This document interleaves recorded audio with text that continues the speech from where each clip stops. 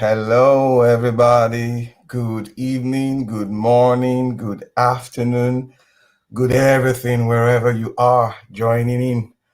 Oh, yes, this is the Word Café live show. How are you doing? How has your day been? Mine has been lovely, fantastic. I've been looking forward to this evening, to share some wonderful moments with you. We're still on it.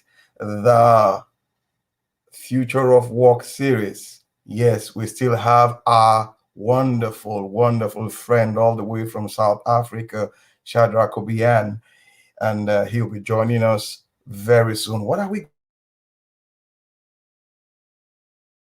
going to be talking about today? You're wondering on what we started.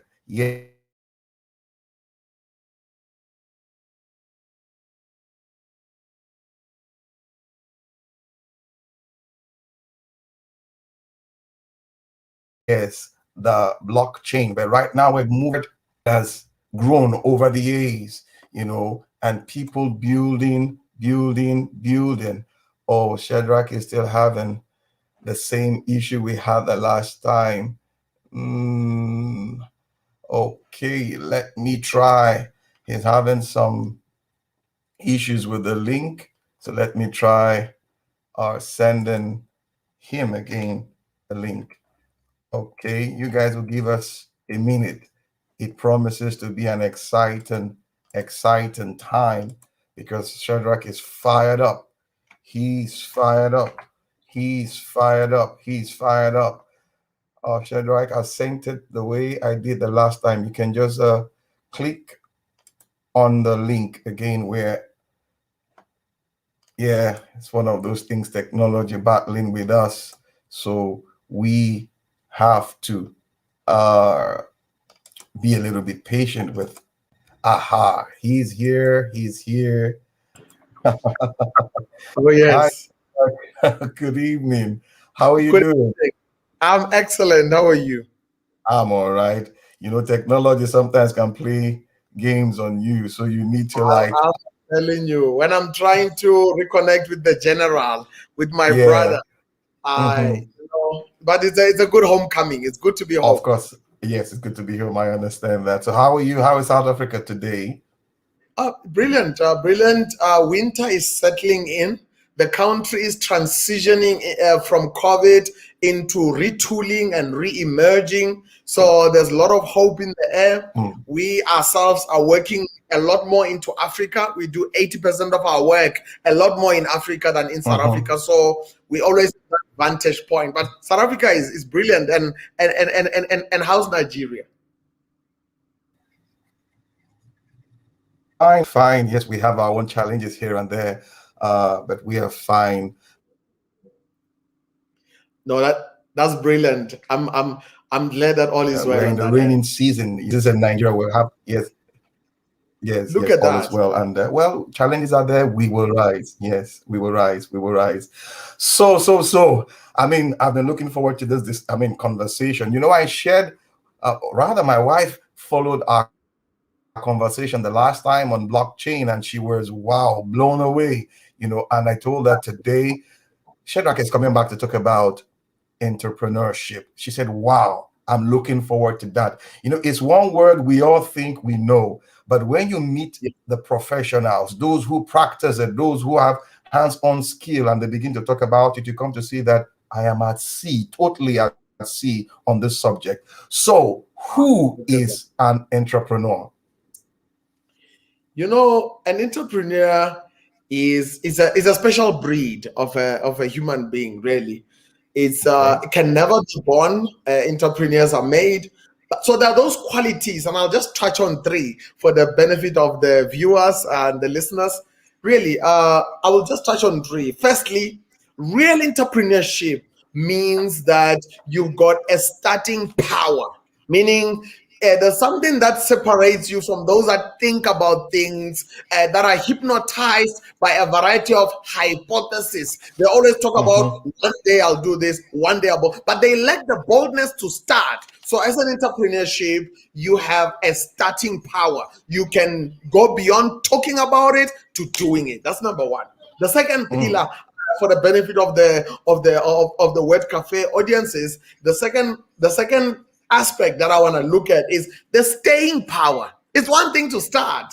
It's one thing to start. It's one thing to have the boldness to start, but do you have the resilience to keep playing even when the goalposts are shifting? To stay in the game even when the rainfalls are coming against you. So that resilience, that staying power is what really separates girls from women, that separates men from boys in the entrepreneurship sense. So of course, the last but not least, this one, it breaks my heart because is the one pillar that lacks the most in Africa.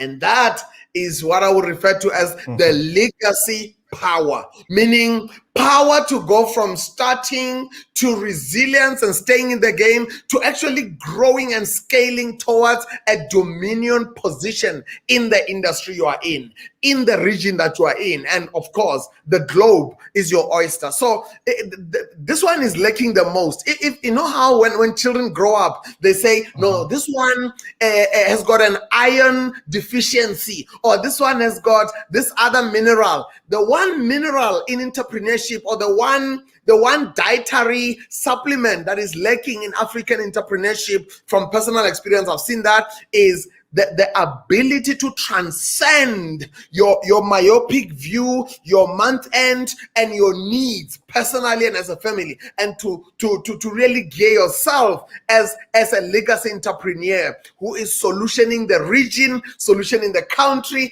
and solving what really are the pain points that keep either your industry or your country awake. That is even a more rare breed. So in summary, an entrepreneur is someone who to some extent has got these three pillars. The power to start, that's the starting power, and the staying power, the resilience to keep fighting. Last but not least, this one is really, really African. It's a dosage of this on another level. The legacy power, meaning the ability to think beyond putting food on your table, but putting food on 1,000 tables, putting food on 10,000 tables, because your vision carries households with it. Your vision carries the hope of your country with it. So that, in a nutshell, is really the classification or the typical element or the foundation that makes up a real entrepreneur. Now, you just, the last point you made, the legacy power, building on staying and starting and all that, the legacy power, more or less like continuity, going the whole stretch. How do we break that cycle, as Africans? How do we indeed get into that legacy mode? Having conquered starting, staying, and now that point of longevity. That's brilliant. You've asked such a brilliant question. It almost makes me emotional. And why it makes me emotional is because I'm going to look away from you a bit and I'm going to address the audiences, even though I'm speaking to you. And I'm going to categorize the specific audiences I'm addressing in this forum, whether they're listening live or they'll check in tomorrow. Let me start by fathers. You know how they say the fish, it rots at the head. I'm a father. I'm going to start by addressing fathers. Dear African fathers, and if the world is listening, great, but I'm talking to African fathers. Dear African fathers, time has expired for you to continue being distrusting towards your wife, because if your wife is not your strategic partner in your business legacy formation, perhaps your legacy may not outlive you. Let me leave the wife department in a moment. This distrust, this tension of, oh, she might poison me for my money. Oh, she might do this. Oh, did you marry the enemy? So, dear African fathers who are in business, you need to up your trust levels. You need to really find a way to really, the quagmire of distrust in your home. You need to resolve that, because you can never hire strangers to work on producing your legacy if you still have trouble in paradise or trouble in home. Number one. Number two, dear African fathers, it's time, if you really want your name to live on, it's time to trust your daughters. It's time for you to stop being biased and say, oh, the boys have got my legacy. No, it's not the boys that are qualified through the male gene. It is those that are able to catch your vision, whether it be a boy in your household or a girl. Do not award the CEO-ship or the continuity of the legacy to maybe, oh, this boy is my favorite. No, does he embody your vision? Is he set on fire by why you started the company and where the company can go next? I'll give an example. The Hermes brand. There's Louis Vuitton in the luxury space. Then there's the Hermes that actually make bags, luxury bag, the Birkenberg and stuff. They started firstly by making horse saddle. Now I think they've been around for close to 300 years now because they are older than Louis Vuitton. How is it that they got a 300-year legacy? It's because of continuity. There was a time in the life of Hermes where Hermes, which is spelled Herme, that's Hermes. When Hermes leaders made a very crazy decision, they always kept it in a family. They always passed on the baton to somebody who carried the Hermes surname. But once in the life of Hermes, it was actually the son-in-law who actually understood the Hermes vision more than those that are born in the household. So not only had the visionaries had to look beyond the household or look beyond the male species of the household, but they actually had to welcome somebody else who was not born in the household, because the interest or the preservation of the legacy and the growth of the vision necessitated that it be they put a capable pilot in that cockpit who really understood the potential of the brand and its continuity. That's one. However, they reached a compromise. They told him they will actually allow him to take over the Hermes brand to the next level on condition that he changes his surname to becoming an Hermes. So it's a very interesting thing that happened. And look, India and Japan are two destinations that actually they've mastered this legacy thing. There is a hotel in Japan. I think there's a particular hotel that has actually run for about, I think if I'm not mistaken, 400 years. The same hotel has been around. So, and in India, the Ambani group, there's quite a number of family-owned entities in India that have actually, the Tata group, the Tata company has actually lived close to 10, if not more generations. At some point, one of these heirs to the legacy was actually not from the household, but was actually a cousin. So a cousin had to take over the legacy. So when I address fathers and say, time has come for you to not be biased, you need to put on your business hat and make a business decision, whether it's a son-in-law, whether it's your own daughter, or whether it's a total stranger. If it is in the best interest of the legacy and the staying power, not of you, but of actually your family name and actually the vision, then make some practical, critical decisions. Of course, I'm going to say, dear moms, if you are a single mother out there and you have an aspiration to raise entrepreneurial children, don't talk to them to say mama, dada, gugu, gaga. Talk to them like they're real men, because when they get out there in the world, they're going to have to roar like lions. So if you are a mom and you're looking after children that are boys, don't actually treat them with cotton wool, because out there, real entrepreneurs are resilient. And we look to you, mom, we look to you, single mom, to build resilience into these kids. There is no school of entrepreneurship or MBA program that teaches resilience. They all teach theory. So it's on the home front that resilience must, like an injection, actually be passed into the system. So moms, don't apologize. These young lions must roar. And dads, don't be biased. And spouses, don't shoot down. Don't shoot down one another. Support one another. If one or two of you are going into business, the world is already full of big bad wolves. The hubby or the wife who is in business, they want to come home to a safe environment. So legacy requires a non-biased decision making, requires boldness even from a young age, and requires some really key legacy continuity decisions. In Africa, that's a deficit because we run a lot of sustenance economies.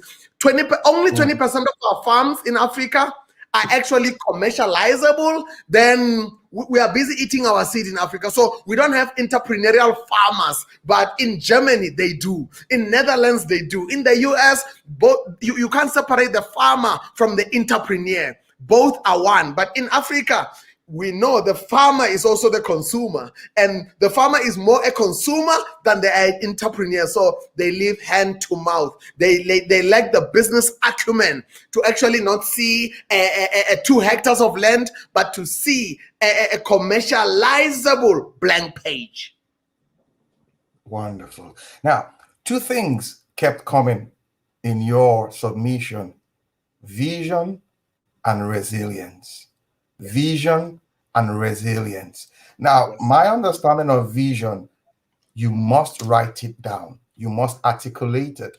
You must put it in such a way that another person can read it, have an understanding of it, and run with it. Permit me, because I'm a believer, I'm a Christian, and from scriptural standpoint, exactly, this is how, vision is explained to us. So, how do we as Africans get it in articulating it properly, effectively, so that whoever sees it understands it and can run with it? Very, very good question. Vision exists in order to serve an organization or organizations. So for me, that's a departure point. And I totally resonate with you when you say it must be written down. The starting power means the departure point is to articulate, map it, and just be bold enough to transcend it between your head or your heart onto paper.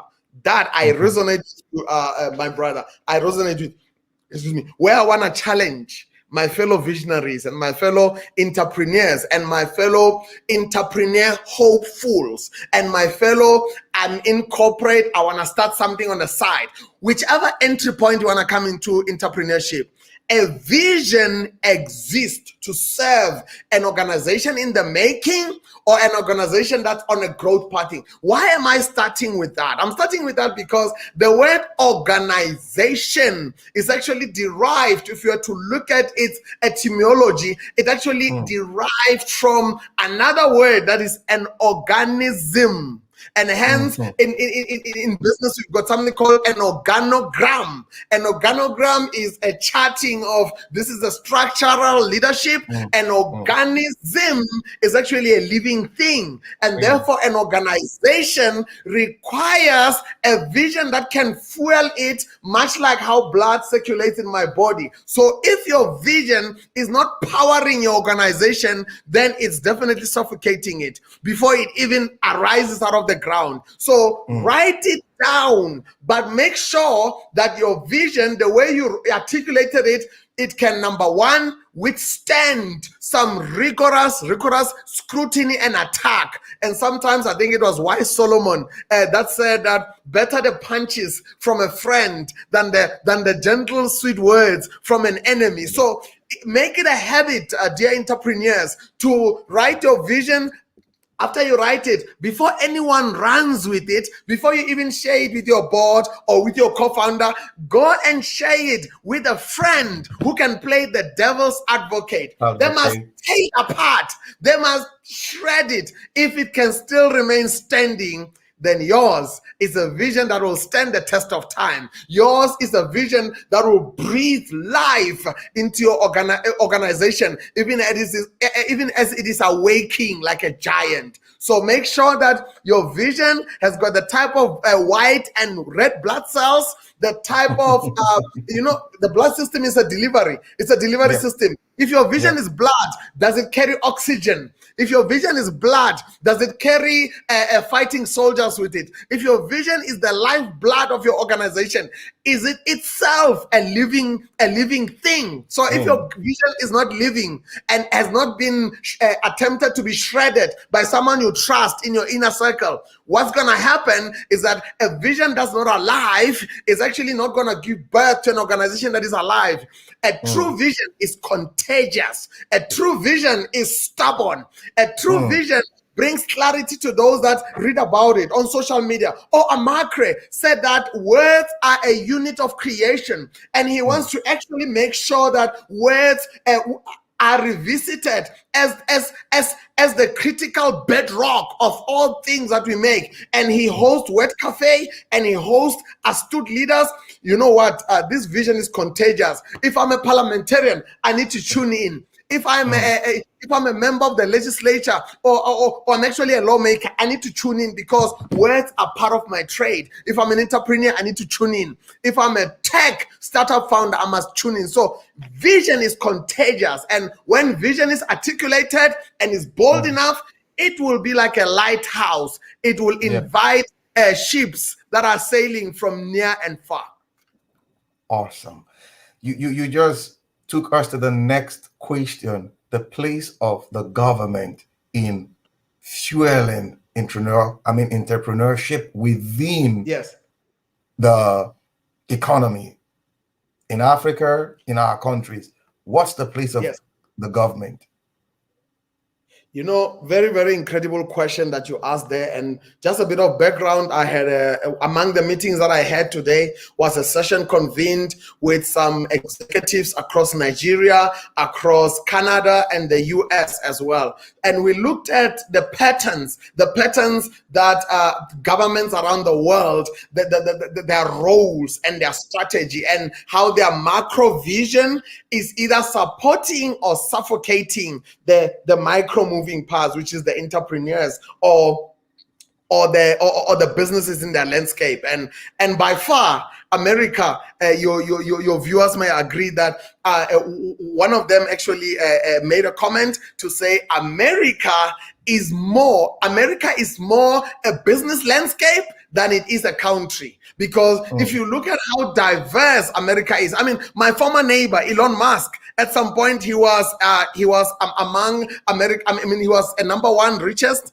in America. Now he's number 3, because thanks to Jeff Bezos and another man who's in high-end fashion, Bernard Arnault of Louis Vuitton. But he is holding his spot among the top 3. So the land of possibility, it doesn't have to be America. I repeat, the land of possibility doesn't have to be America. It can be any country whose vision is so clear and whose priority is to support its human capital. So if a government is aloof and does not actually prioritize the reskilling and the upskilling of his people, then that environment is going to be a harsh terrain. It's going to be hostile. It's going to be toxic to entrepreneurship, instead of supporting, stimulating, and scaling entrepreneurship. But with all that being said, what can you expect as an entrepreneur from a government?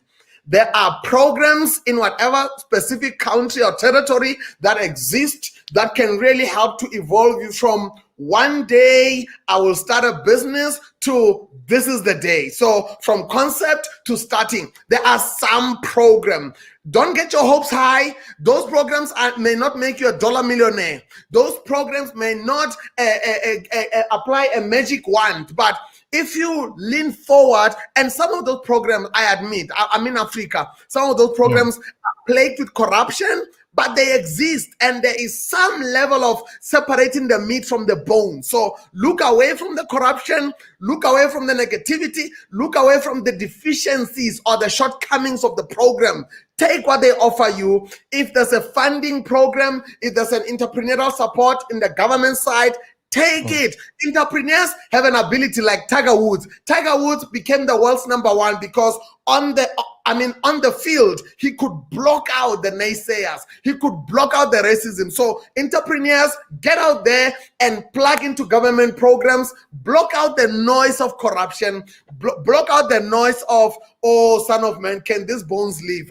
That's a code of, can I really get help from a government? That's number one. Two, great if you get funding, but I'll actually manage my expectations carefully. I would look more for entrepreneurial research support, whatever research that the government is availing. Funding, it's so. It depends on your region. There are some countries that are great in funding their entrepreneurs. Then there are those countries that go like, we'll give you a library of knowledge. The last but not least, the government avails, whether directly or indirectly, some mechanism. There's something called ease of doing business. Yeah. From how long it takes to register your company and legitimize it, to how, entrepreneurs need to actually think like lawyers at times, and then think like bankers, and then think like consumers. You need to think like a banker, because how quickly can you run your business from a zero balance sheet to maybe making $20 million, whereby bankers are the ones that are knocking on your door? Think like a banker. Think, what are bankers looking for to actually scale me from $20 million to $200 million?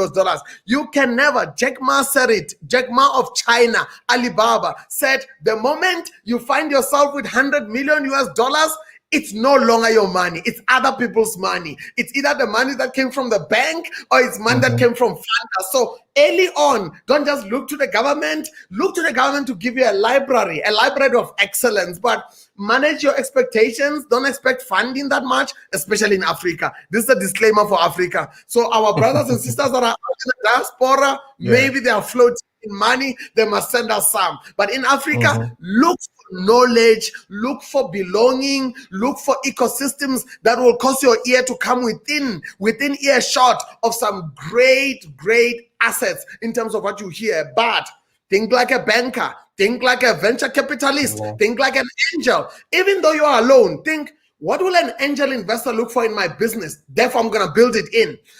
From day one, even before I make my first $1,000, I must keep stringent record. I must be my own board. I must be my own chairman. I must be my own regulator.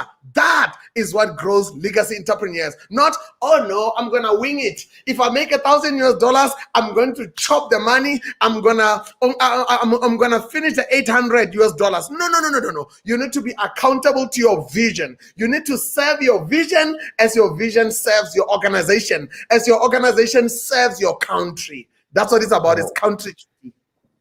Now, the place of collaboration, because you just snowballed into it, because I've come to realize, in the West, when you look at the way they do business, most of them, you have this collaboration, this collaborative atmosphere.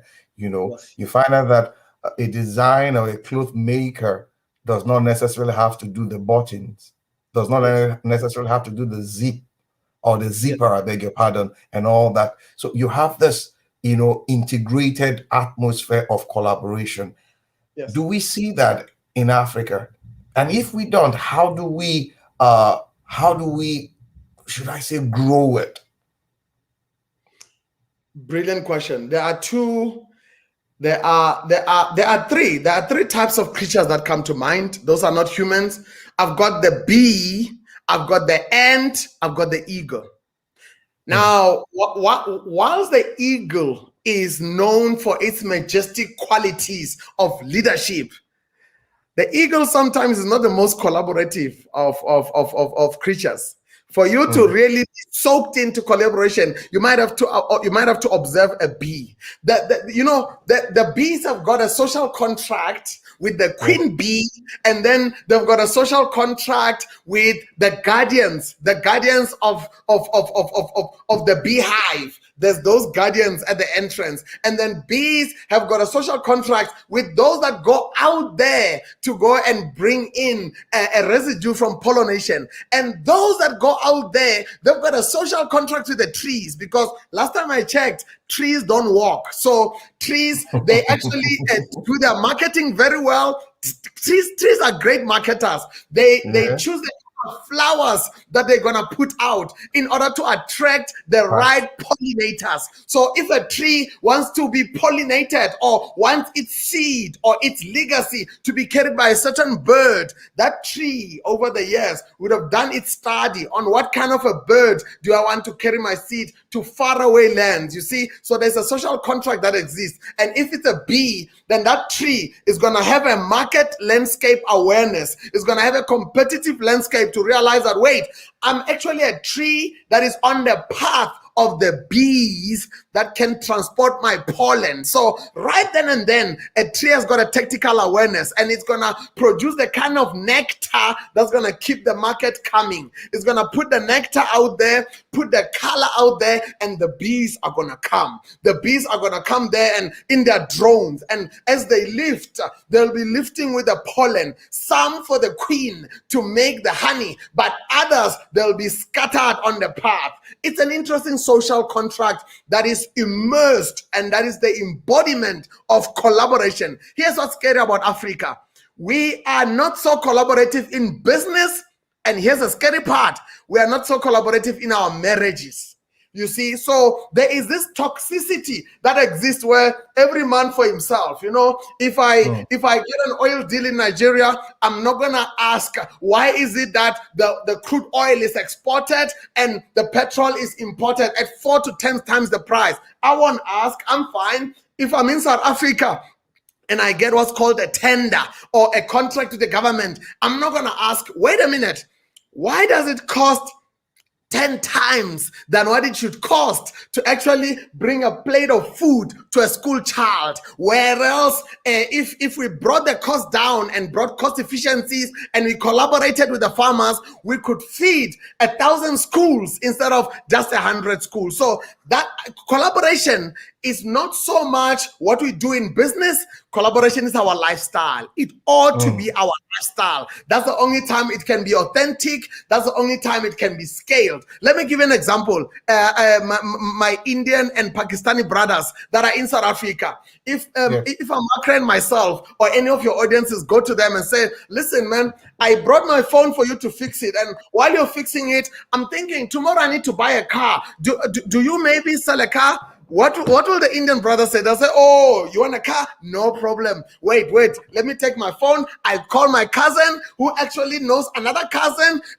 Then the phone calls are going to be running in the family. That's collaboration. It's unscripted, it's unofficial, but it lives in the blood, meaning the qualities of collaboration that Africa must return to, because we are people whom the cradle of humanity is here in Africa. So we need to return to humanity where I am better because you are better, not because, oh no, I'm just gonna go out there. If you look at the words of Dr. Klaus Schwab, who founded World Economic Forum, he put together a theory called the Stakeholder Theory, which supports organizational theory. The Stakeholder Theory says the business of business should be to support the stakeholders around it.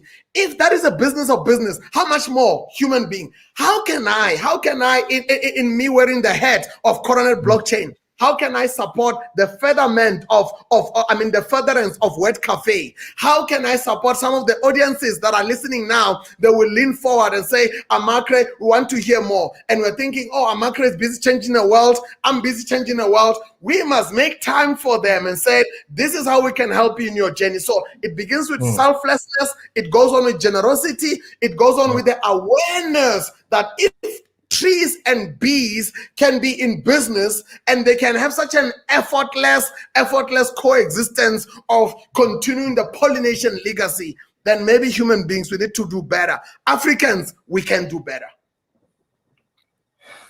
Chuck, you just dropped the mic there. That is a mic dropping submission you just did there. You know, I was just listening to the illustration with the bee And the way you painted the picture, so true, so true. Just like what the scripture says, go and learn from the ants. Go and There we learn go. from the ants. So, Yes. so, so, before I let you go, where can we catch you, Shadrack? Where can we catch you? Brilliant. Certainly. I am the hat that I wear as co-founder of Coronet blockchain. Mm, So www.coronetblockchain.com. okay. That's my company site. There are forms that if you want to get a hold of me, you can slip in a form there. There's an email to reach out there. hello@coronetblockchain.com. Social media wise, I'm very collaborative, I'm very sociable, I'm very approachable. I am available on Twitter, but I am most active on LinkedIn, which is just my name, Shadrack Kubyane, as seen on the screen here. On LinkedIn, if you look that up, I will come up. I would love to connect, just like how I'm connecting with my brother Amakre there. Let's make the Mm, circle bigger. Let's grow Africa together, and let's grow one another. I can attest to that. Shadrack is, how am I going to describe him? Easygoing person. When I met him, the first time I met him, we've not met physically, so to say, but Yeah. connecting with him on LinkedIn is like we've seen before. And boom, just like that chemistry and the reaction, everything we're seeing now. There's a name I saw recently, Yes. Pretty Kubyane. Yes. Yes. Is she your sister That or from the is same tribe? that very good, very great question. That is my wife of 7 years. We are celebrating 7 years in marriage this month, and we are co-founders of Coronet Blockchain. We are in business and we do life Whoa! business together. When I say the similarity is there, because I saw her on LinkedIn and somehow I was like, are they related? And I went through her profile and all that. Brilliant, brilliant, brilliant. Congratulations and singing well to her. Thank Shadrack, I you wish we can so go much. on and on and on and on and on. I would I not am I would not be half the man I am if it was not for the selflessness, the support, and the wisdom of my wife and business partner, Preeti. Shadrack, you have to bring her on the show.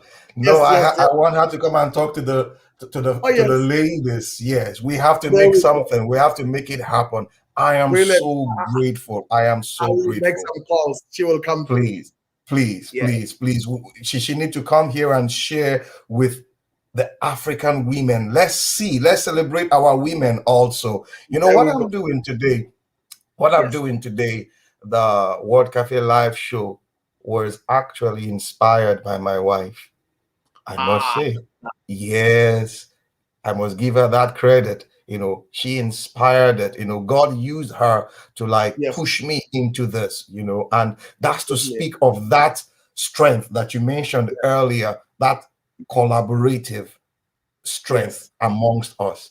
Whoa. My Absolutely. regards to her. My regards to her. Please, Guys, please, salutations. Our salutations to Madam Isoboye. Give her our love and tell her we are counting down to seeing her. yes. Tell her we are Thank counting you. down from the south heading to the west. We'll make an excuse Wonderful. to be able to. Wonderful. Yes. Wonderful. Great, You know, great, great. you are still in the driving seat. You are driving the Yeah. discussion. Myself and the audiences, we are your guests. So just permit me to borrow just one moment. There's something I would like to say about Go ahead. Africa. There's something I Go want to say ahead. about cafe. Go ahead. Go ahead, Shadrack. I'm also going to tell the audiences about Word Cafe. Word Cafe, I think, is more than a podcast. I believe Word Cafe is a voice in season to cause Africa to have our senses return, and for us as Africans to begin the pilgrimage to go back to respecting the sacredness and the sanctity of our words. The words we speak to ourselves, the words we share in the boardroom and the words we share in the bedroom and the words we speak to our children. When we see our children, do we say, Hope of Africa, Finish your breakfast now, because there are many other breakfasts and dinners that you ought to get up and go and buy. Do we talk to our daughters and say, do we tell our daughters, you know what? You are Africa's dream. Inside of you is the hope of Africa. So you go out there and be confident. You go out there and be Godfident. You go out there and be, because Africa needs you to speak healthily to yourself and for leaders to speak well of one another. I affirm you, you affirm me. That's us using words to build, not for distraction. That's us using words to go like, even though African governments may be in a very dilapidated state, we speak life to our governments. We speak life to our regions. We speak restoration to Africa. Yes, there is a whole lot of things that are amiss, but we speak a future that we want, and it will emerge. When discussions like this take place, then it means entrepreneurs on the other side of these discussions are awakening. They are being restored, and that's the power of words as a unit, not just for creation, but for restoration. You just made my evening.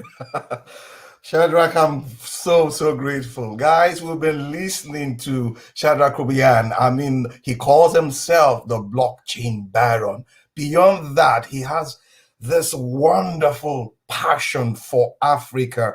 I mean, entrepreneurship to see Africa rise again. I'm so fortunate doing this with him. Yes, this is the Word Café live show, and I am your host, Amakri Isoboye. I believe in words. Why? Because it is the unit of creation. Shadrack, thank you so much. Before I let you go again, because I've said that how many times, and I need to say it again, one last word from you before we say our goodbyes. Our African youth, I am going to throw away the word youth as I address you. Our African youth, I don't want to call you youth anymore, because in 712 Saturdays from today, we will be arriving on the 1st of January 2035, where Africa's population is doubled to 2 billion plus. I don't want to call you African youth. I use my words tenderly. I use my words lovingly. I use my own experience and my own scars lovingly in this moment as I give you my parting words. I won't call you African youth. I'll call you 2035 leaders.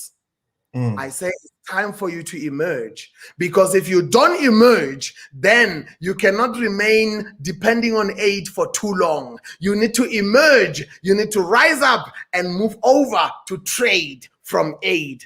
Dear African 2035 leaders, like we are making things happen now, start now to make things happen, so that when Africa has got 2 billion mouths to feed, you'll be the one doing the feeding. When Africa's got 2 billion problems, you will be availing 2 billion solutions. Dear African 2035 leaders, start leading now, so that by the time 2035 comes here, you are in the championships of the Leadership League.